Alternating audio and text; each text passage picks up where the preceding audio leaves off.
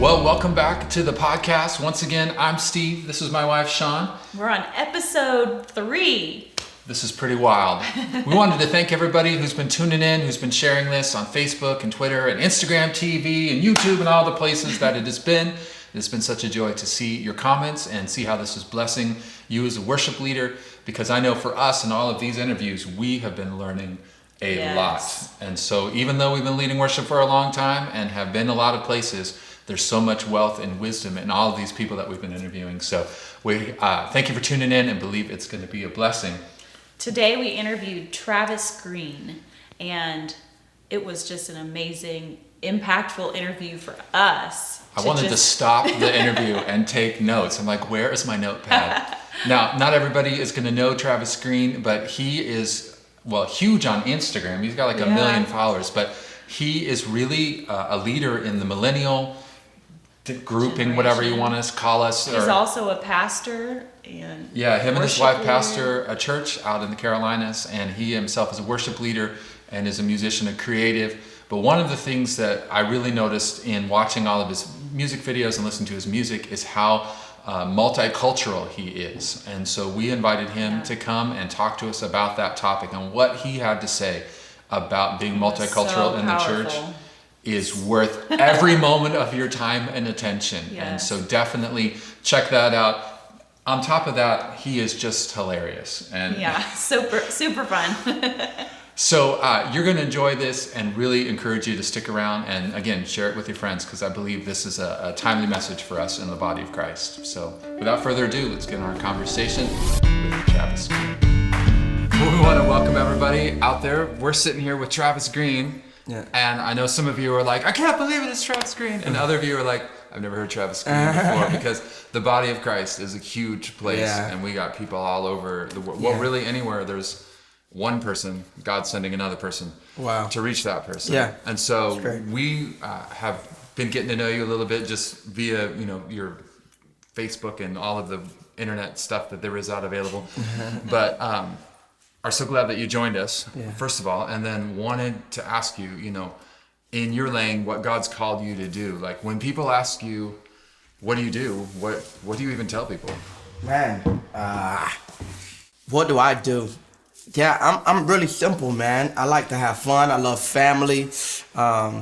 I love church. I'm actually one of those weird people who actually like church. And we love church. So, in any way of just inspiring people. But that's what I do. Music is a small part of kind of my makeup, but I enjoy doing that as well. So that's awesome. Now you mentioned family and church. You and your wife, right, co-pastor a church. Yeah. And so tell us about that. How did that come to be? Yeah. We pastor a church together called Forward City Church, and it's in Columbia, South Carolina. It came to be because I was in Atlanta airport and just felt like this holy burden. It's called to start a church, and I was like, whoa, like I wasn't expecting that. And I called her, and I was like, hey, babe, you think we'll ever start a church? She's like, yeah, I've always known. I was just waiting on God to tell you. Crazy. Right, that's how it works. Yeah. Right, women always know first. So it's the craziest thing, and then we started it, and here we are now 3 years later, and it's been crazy. Wow. Yeah. So then you guys co-pastor together. So talk about how does that work? Yeah, it's fun. I mean, she's the glue, She do the hospital visits and all that stuff. I kind of just show up and preach most of the time.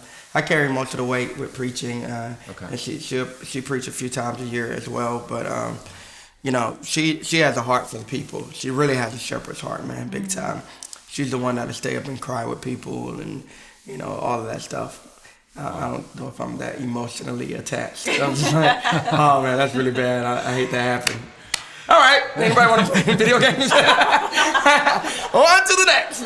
She's like, oh God, my heart is broken. So, but it takes each gifting, like you look at the fivefold ministry. Yeah, I might be more of a preacher than a pastor. Yeah. She's a hardcore pastor. Yeah. That's awesome. Yeah. Well, I know for us as we've traveled, we just see the giftings on each church, and everybody needs something different. And sometimes you need a kick in the pants, and sometimes you need somebody to cry with. And so for you guys, how does ministry then work with you being traveling? Because music is a big part. Are you still leading worship? Are you? No, I don't lead worship at church. No. No. We have an amazing worship team. That's awesome. So I just kind of get up to speak. But do you get to coach them at all? Oh yeah, for sure, Yeah. for sure. Hands-on mentorship. Yeah. Not as much as I would like, just because of my schedule. But I'm pretty close in mentoring the people. The worship pastor there, he travels with me a good bit too. So I'm really hands-on in his life. But it's amazing. Our worship department there is great, and then I lead worship kind of on the road, and shows or festivals and different stuff like that. But it's really cool. I mean, for me, it's not really a balance. It's more of a rhythm. I just try to be wherever I'm at when I'm there, and try to give all of me to that particular moment. So that's awesome. Yeah. So for you, like when people come to your events, what are you hoping they're taking away? Are you presenting messages? Are you leading them in worship? Is it, what's that call look like? Yeah, I think it's all of the above. I think that God anoints our personalities. I heard a preacher say once that God don't save your personality, He saves your soul. So if you're, whatever you are, like however you're wired, like it's cool and it's for His glory, unless it's sinful, of course. Right. It's like, well, I just gotta. Oh, that's a good word for me. I really do enjoy getting drunk every night. And God's gonna anoint my drunkenness. No, you shouldn't get drunk. But I'm goofy. I'm wild. I'm energetic. I'm loud. I'm spontaneous, and so that's what happens in my show. It's really my personality. I love God. Sometimes I'll cry in His presence. Sometimes I'll laugh in His presence. I'll run. I'll jump. I'll spin. And so that's what happens at our church. That's what happens when I'm on stage.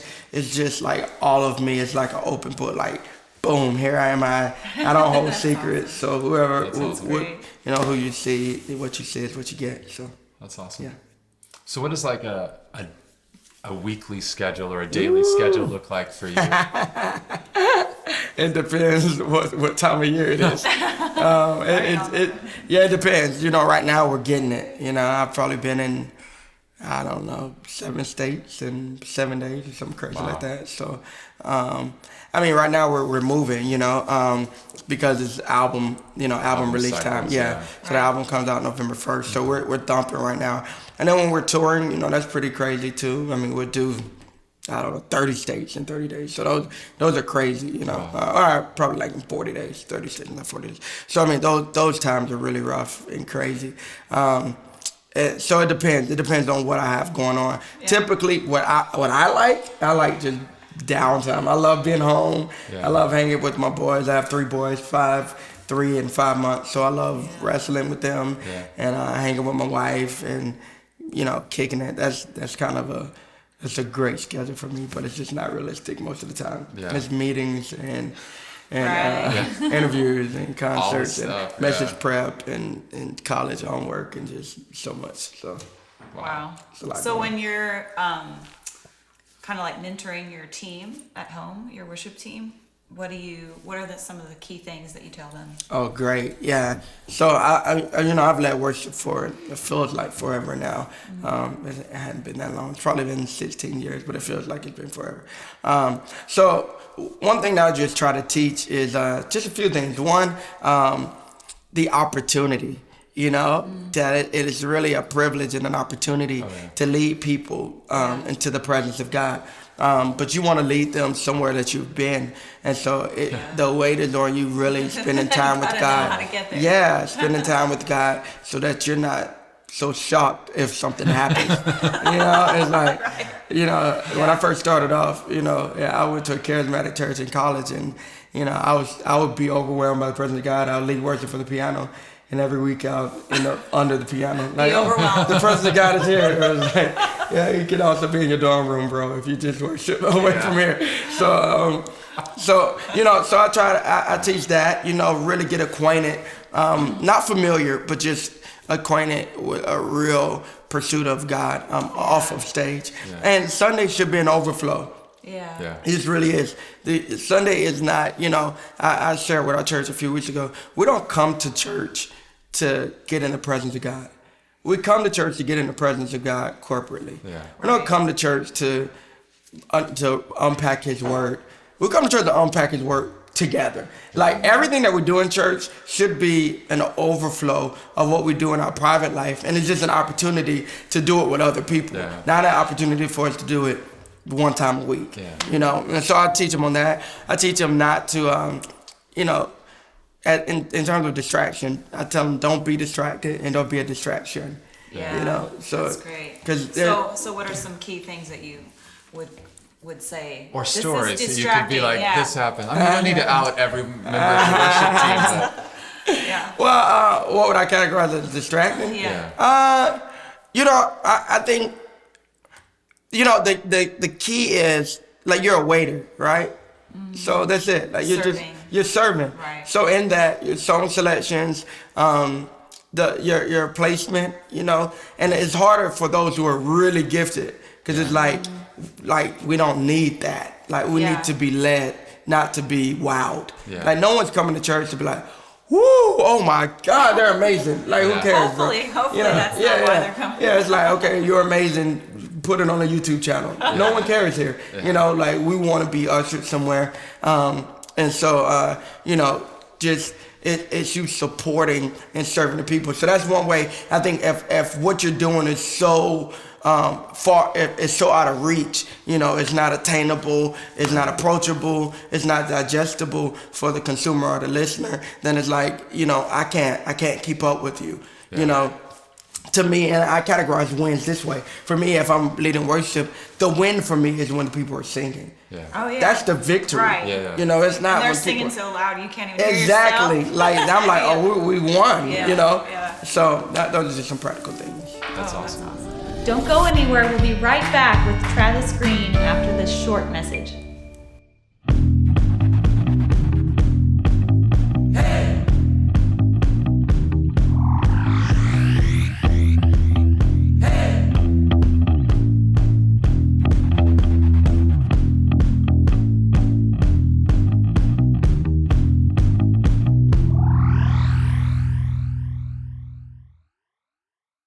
So I've been listening to a lot of your music, and I'm just taken by the style, elision of so many things. Like, and we're kind of, everybody's growing up in a genreless environment now, where we're pulling from all these things, but it's very reflected in your music. And so I was curious, kind of what your upbringing was, or how intentional that is in what it is you're doing, because you've got some gospel, but you've got some like CCM stuff. You play acoustic guitar quite often. Tell us about that. Well, I grew up very diverse. You know, my elementary school years were spent in a very like urban, which is another way to say black community. And there was one white guy in our class. His name was Troy Bartlett. He was one of my best friends. His dad was a police officer. And we moved from there to a city, from Columbus, Georgia, to a city called Warner Robins, Georgia. Oh, yeah. We've been there. Yeah. Some friends of pastor there. Yeah. Military town. Yep. So we moved to Warner Robins, Georgia, and I became Troy Bartlett. I was the only black guy in the classroom. Oh, you know, so your roles were reversed. Yeah. And so when in Rome, you know, you just had to figure it out. So instead of playing football in the yard, you had to learn to play street hockey, you know, all that kind of stuff. But what was cool was it helped me by nature. You know, this is around 11 years old. It helped me to become diverse and just have a different. I think the key to diversity is this. It's not that we tolerate each other's differences, it's that we celebrate each other's differences.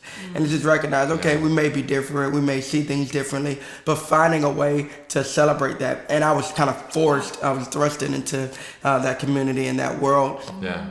And so what it did for me, it expanded my heart to be able to both appreciate and comprehend, okay, things are just a little different. And then growing up, I worked at, you know, big black churches. I worked at big white churches. I worked at big, or even small, you know, diverse multicultural churches. And just kind of, I became this melting pot of all this different stuff. It's like, you know, I learned over here how to flow in a charismatic moment.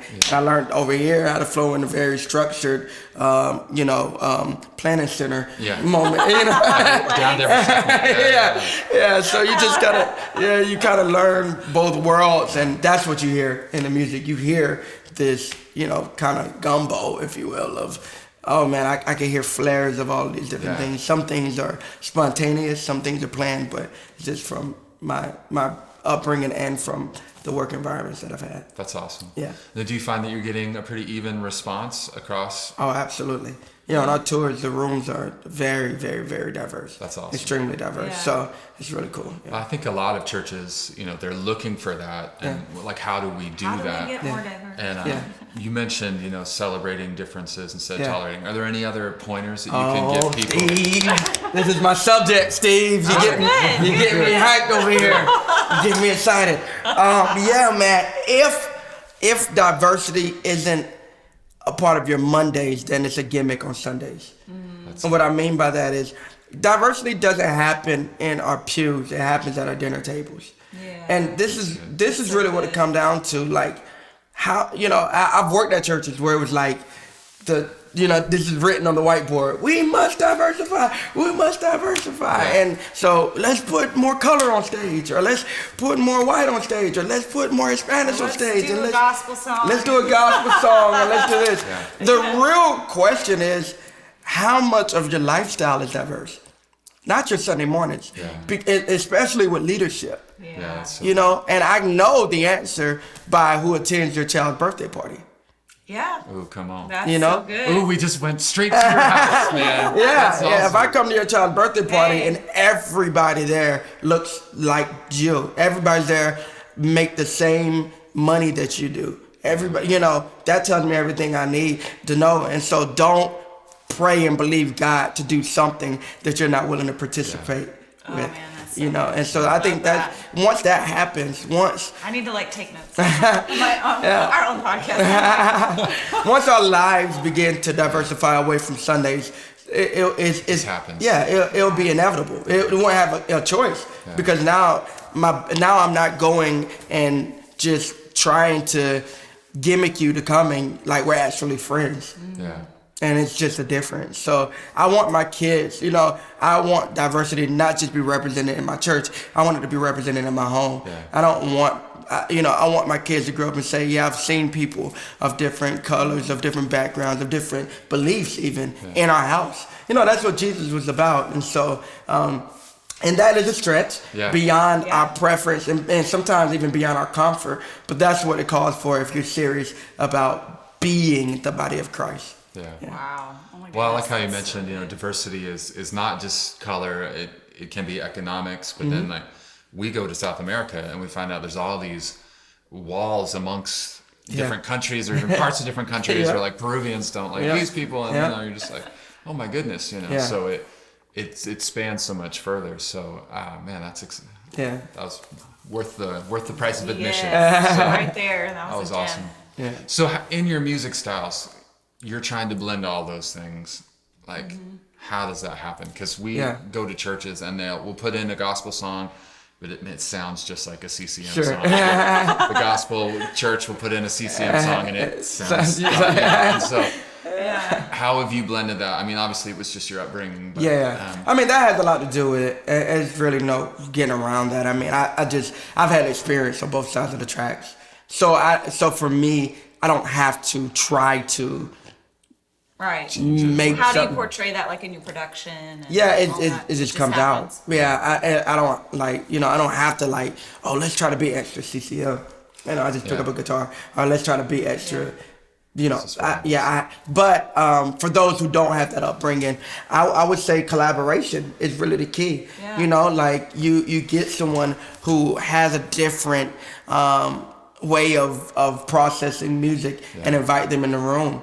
And that way you're not trying to imitate as much as it is to collaborate. Yeah. And I think that's where I really think that's the only way to really do it the right way.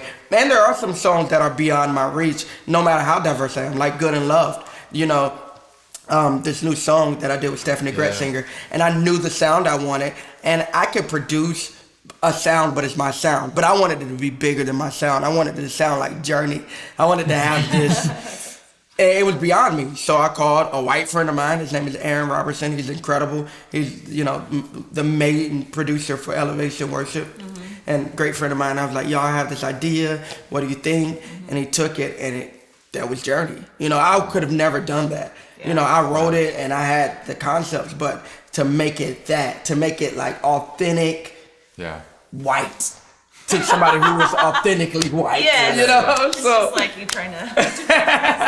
Well, I've tried to cross different genres before, and I was like, well, I'll do some dubstep. And I'm not a natural dubstepper. yeah, you need to get a dubstepper. Yeah, and it's like, yo, this is my idea. How do I bring this alive? And I think that's great because God.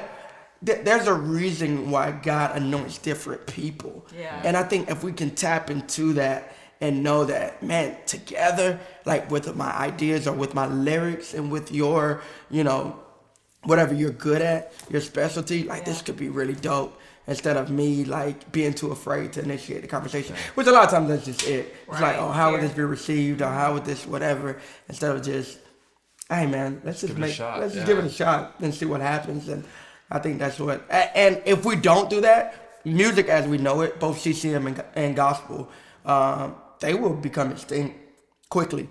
I mean, we're talking in the next 10 years. I mean, all these divisions and segregation in music, if we don't cross-pollinate, they will literally be dinosaurs. Because a generation is coming up that don't know color like we did. They just, my sons don't. What? I don't even know what you're talking about. Right. And so you're seeing it in the other genres. Country music, you know, the biggest argument in the past year is this country or not? You know, like, I don't know what to call this. It's the biggest country song, but it's hip hop. I don't know what to call this. You know, why are they rapping? I'm so confused. But that, I mean, that is the way that we're going to continue to be relevant for generation. And Christian music as a whole, we have to catch up to that. The only way we're going to be relevant in the future is if we really not just diversify our efforts, but diversify our preferences and cross-pollinate and collaborate and really bring in the sound of heaven to earth. Well, we hope you thoroughly enjoyed our conversation with Travis Greene, and just after this short message, he's going to share some more worship fails and a song for us. But we wanted to tell you about the National Worship Leader Conference coming up this summer here in Nashville, Tennessee. Yep, it's scheduled for July 21st through the 23rd, and we're going to show you a short commercial. And make sure you pay attention to the discount code because you can get 25% off for you and whoever you want to bring. And believe it's going to be an amazing time, the presence of the Lord, and a time to get away and get equipped and refreshed, and then get back to the place that God has called you. The National Worship Leader Conference 2020 is coming to Nashville, Tennessee, July 21st through the 23rd. Join us for a night of worship followed by 2 days of breakout and general sessions that are sure to make an impact in your ministry. So head on over to worshipleader.com/NWLC to find out all the information, including this year's new schedule. And when you sign up, make sure you enter in the promo code PS2020, which will get you a 25% discount up until June 30th. All right, so we're here at the piano with Travis. Piano's your primary instrument. So when you sit down, what are the first chords that you play? That's a good question. Honestly, what's funny is I can get fancy smancy in like my minors and even in my sharps and flats. You know, just growing up, I grew up playing in black churches, so we like black keys, which is the weirdest thing.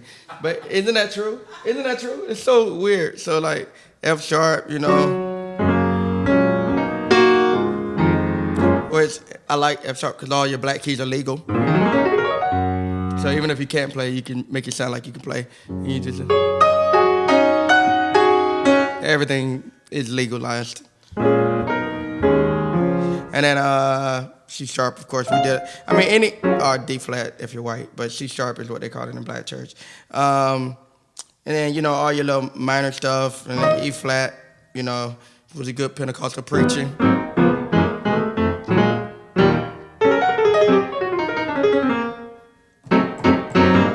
And you let them shout.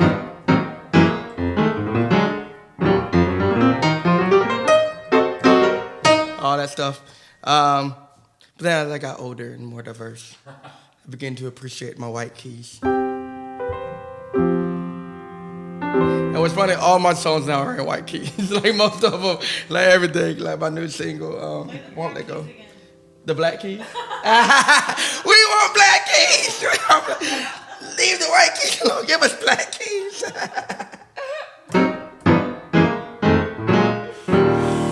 Yeah, that's when we did all our shout stuff.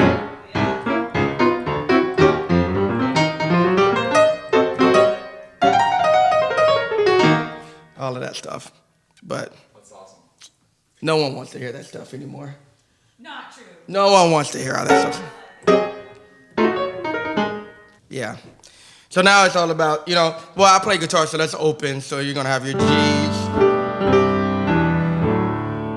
You're going to have your D's.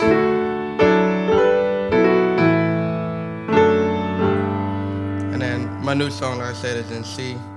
Which C is fun, too, because all your whites are legal. So when you play a chord, are you playing just 1, 3, 5? Are you playing 5? Or?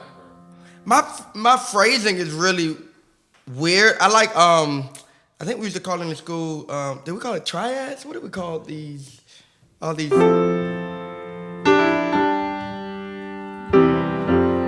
I do a lot like sus, and it's been a while. So I do a lot of like stuff like that. So I'm not doing a whole lot of like fancy schmancy. I don't do a whole lot of jazz and stuff like that. I just kind of out the 3 a lot. yeah. So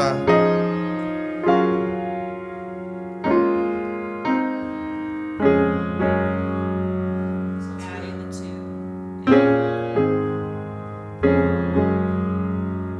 Let's sing us that song. This is Never Give Up. Won't Let Go. Maybe I should rename it.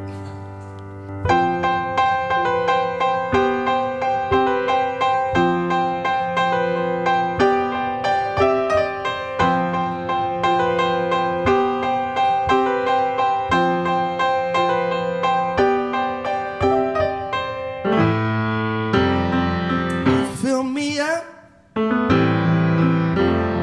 strength for the journey. Always enough when I am lonely. You're there.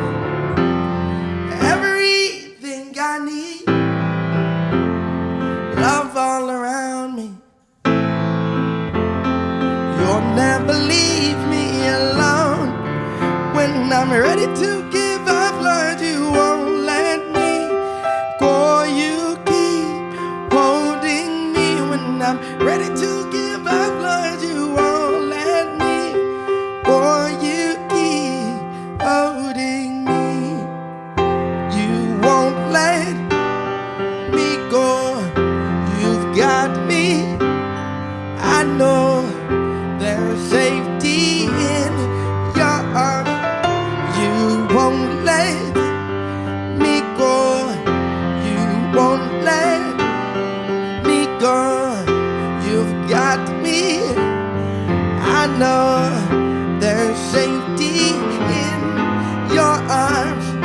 You won't let me go. I'm ready to give up. You won't let me go. You keep holding me when I'm ready to give up.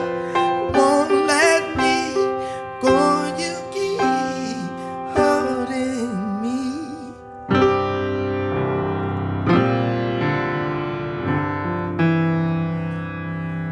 And that's that. Yeah, it's Travis Greene. My worst bomb worship leading is Christmas, man. Here's why. In black churches, Christmas means chorus and maybe a verse. So we're talking, glory, glory, glory to the newborn King. Jesus, that's our Christmas. Nah. White churches? No, man. Art there an angel sing, glory to the newborn King. And the actual verses. Yeah. Who knows the verses to that stuff? And it's always words that Are crazy, yeah. don't even exist anymore. So I'm up there singing. I think it was either Heart That Herald Angels, or it was Noel. It was one of them that I never heard the verses until I started working at this church, mega church. And, of course, pro presenter blacks out. So my confidence monitor gets stuck. And I'm up there, Noel, Noel, Noel, Noel, born is the King of Israel. And we get to the verse, and I'm like, come on, guys, you know it. Come on, you all know it. And the entire band is dying laughing at me, and I'm laughing. I just start smiling. It was a bomb, and there's nothing I can do about it because, I mean, listen, let's face it. There's 3 things worship leaders need. We need the Holy Spirit, we need our instruments, and we need pro presenter. And without pro presenter, there is no worship. That's Bible.